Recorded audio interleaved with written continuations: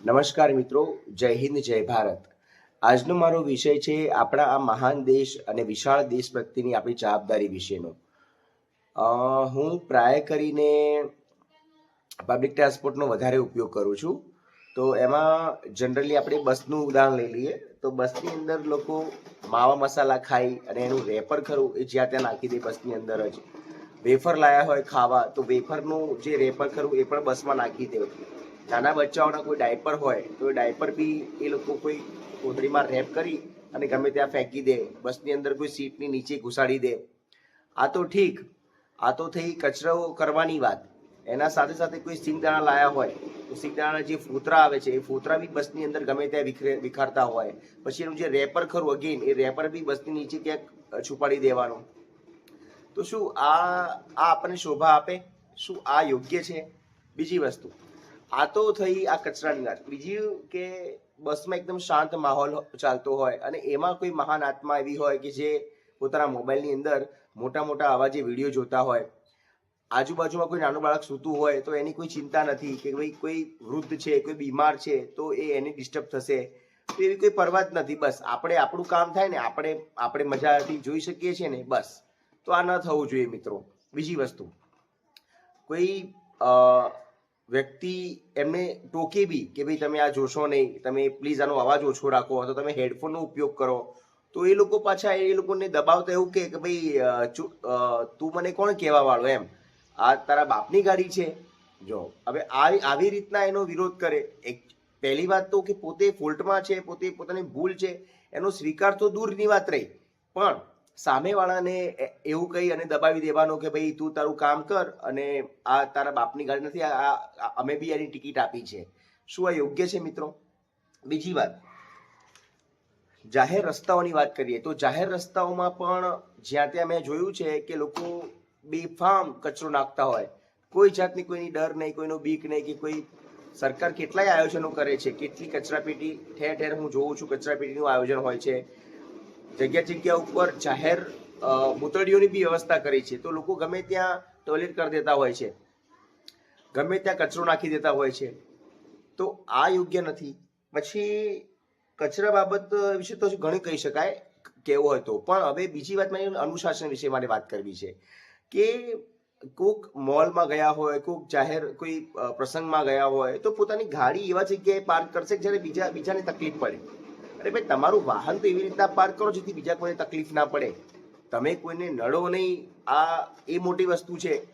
તમે તો પાર્ક કરીને જતા રહ્યા. હવે જે વ્યક્તિ છે જેને અર્જન્ટ ક્યાંક જવાનું થયું, ક્યાંક નીકળવાનું થયું, તો હવે એ મૂંઝવણમાં રહેવાનું કે મારે અહીંયાથી મારી ગાડી કાઢવી કેવી રીતના. તો આ એક વસ્તુ તમારે ધ્યાનમાં રાખવી જોઈએ. બીજી વાત એ કે ભાઈ જમણવારની અંદર બી મેં જોયું છે ઘણા લોકો જમવા જતા હોય, કોકનું આમંત્રણ આવ્યું હોય તો જમવાની એક લાંબી લાઈન હોય, તો હવે એની અંદર લોકો એવી ધક્કામુક્કી કરી મૂકતા હોય કે જાણે પેલું જમવાનું જતું રહેશે, એમ આ બધું પતી જશે ને એ રહી જશે, એવી એમના મનમાં એક એવી ભાવના હોય કે સારું આ બધા જતા રહેશે અને હું એકલો ખાધા વિના રહી જઈશ. અરે એવું ના હોય. તમે તમારું વ્યવહાર તે વર્તન તો એવું રાખો કે બીજા લોકો તમને જોઈને શીખે કે ભાઈ આ બરાબર છે. ડિસિપ્લિન બી કઈ વાત હોય, ડિસિપ્લિન બી કઈ ચીજ હોય. બસ આમ આવવાનું અને આમ હું જ પહેલો બધી જગ્યાએ, તમે બધી જગ્યાએ પહેલા હોય એ કોઈ જરૂરી નથી.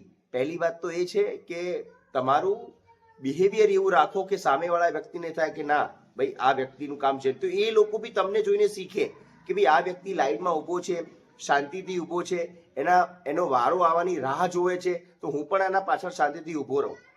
આ એક બીજી વાત. બીજી મારે એ વાત કરવી હતી કે આપણે 7મા 8મા કે 9મા ધોરણમાં આવી હતી, મને એટલું પરફેક્ટ યાદ નથી, પણ સમાજ વિદ્યા કરીને એક સબ્જેક્ટ આવતો. એની અંદર સમાજ વિદ્યાની અંદર એક ચેપ્ટર હતું કે આપણી મૂળભૂત ફરજો, આપણા વારસા પ્રત્યે, આપણા દેશ પ્રત્યે. તો એ માત્ર ખાલી ભણવા માટે કે ભણીને પાસ થવા માટે સબ્જેક્ટ નહોતો. એની અંદર જે ફરજો લખી હતી એ ફરજોનું આપણે આપણા રિયલ લાઈફમાં બી પાલન કરવું જોઈએ. હવે મારે વાત એ કરવી છે કે એ ફરજોમાં જ એવું લખેલું હતું કે આપણે આપણા રાષ્ટ્રધ્વજ પ્રત્યે, આપણી એકતા અને અખંડિતતા પ્રત્યે, સાથે સાથે આપણા જંગલો, આપણા વન્યજીવો, આપણું પર્યાવરણ, એ દરેક પ્રત્યે આપણી ખૂબ જવાબદારી છે. એ દરેક ચીજને આપણે એનું જતન કરવું જોઈએ, આપણે એની દેખભાળ કરવી જોઈએ. હવે એ અપેક્ષાએ હું એક વાત કરવા માંગુ છું કે આપણે જ્યારે રસ્તામાં ટ્રાવેલિંગ કરતા હોઈએ, મેં ઘણી વખત જોયું છે કે રસ્તામાં કોઈ કૂતરાનો મૃતદેહ મરેલો પડ્યો હોય, કોઈ એક્સિડન્ટથી કે કોઈક મરી ગયું હોય, કોઈક બિલાડી કોઈક મરી ગઈ હોય, કોઈક નાનું ગલુડી મરી ગયું હોય, કોઈક વાંદરો કોઈક રસ્તા વચ્ચે મરી ગયેલો હોય. હવે એનો મૃતદેહ ખરો હોય ત્યાં પડ્યો સડશે. હવે એના ઉપર વારાફરતી કેટલી ગાડીઓ, મોટા મોટા ટ્રકો, જીપો એના ઉપર ચાલશે તો એનું જે મૃતદેહ છે એના આંતરડા ક્યાંય વિખરાયેલા છે, તમે સમજો. એ એટલું ગંદુ આખું જે રસ્તો છે એટલો ગંદો થઈ જાય કે ના પૂછો વાત. તો આપણે શું કરી શકીએ? આ વસ્તુ છે, લોકોને સામાન્ય લાગે છે પણ એટલી સામાન્ય છે નહીં. એ મૃતદેહમાંથી કન્ટિન્યુ એક ગંદી સ્મેલ આવે છે, H2S, હાઇડ્રોજન સલ્ફાઇડ, જે એટલો ઝેરી વાયુ છે કે જેની વાત જવા દો. પણ એની બી કોઈને એટલી બધી કોઈ અવેરનેસ કે એટલી ચિંતા નથી કે ભાઈ આપણે આવું ન થવા દઈએ. તો શું કરી શકીએ આપણે? તો જ્યારે બી તમે ટ્રાવેલિંગ કરતા હોય અથવા તમે તમારી પર્સનલી તમે તમારા સામે કોઈ મૃતદેહ પડેલો જુઓ તો એને કાળજીપૂર્વક હાથમાં ગ્લવ્સ પહેરી અથવા તો બીજા કોઈ સાધનનો ઉપયોગ કરી અને તમે મૃતદેહને ખસેડી અને રસ્તાની બીજી પાર તમે એને મૂકી શકો છો, જેથી આવનારા જેટલા બી વાહનો ખરા એ એનું કચરઘાણ નહીં કાઢે, એ એના ઉપરથી જવા નહીં દે. આ એક મહત્વની વસ્તુ મારે તમને કરવી હતી. એટલે આનાથી રાષ્ટ્ર પ્રત્યેની તમારી જે જવાબદારી છે તમને એ નિભાવવાનો અહેસાસ થશે કે ના મેં કંઈક સારું કામ કર્યું. તો એ બી તમે કરજો, કારણ કે હું કરું છું એટલા માટે હું તમને કહું છું કે આપ કરજો, આપણે ખરેખર સારું લાગશે. અને બીજી મારે છેલ્લી વાત એ કરવી હતી કે જય વસાવડા કરીને એક સારા વક્તા છે અને એક સારા સ્પીકર બી છે, તો મોટિવેશનલ સ્પીકર છે સારા. તો એમની એક વાત મને બહુ ગમે છે. એ કહે છે કે સંસ્કાર કોને કહેવાય? કે ભાઈ આ દુનિયામાં, આ વર્લ્ડમાં, આ પૃથ્વી ઉપર મારા સિવાય પણ બીજા લોકો જીવે છે એનું ધ્યાન રાખીને જીવવું, એનું નામ સંસ્કાર. તો મારી વાત અહીંયા પૂરી કરું છું. આપે મને સાંભળ્યા બદલ આપનો ખૂબ ખૂબ આભાર. જય હિન્દ, જય ભારત.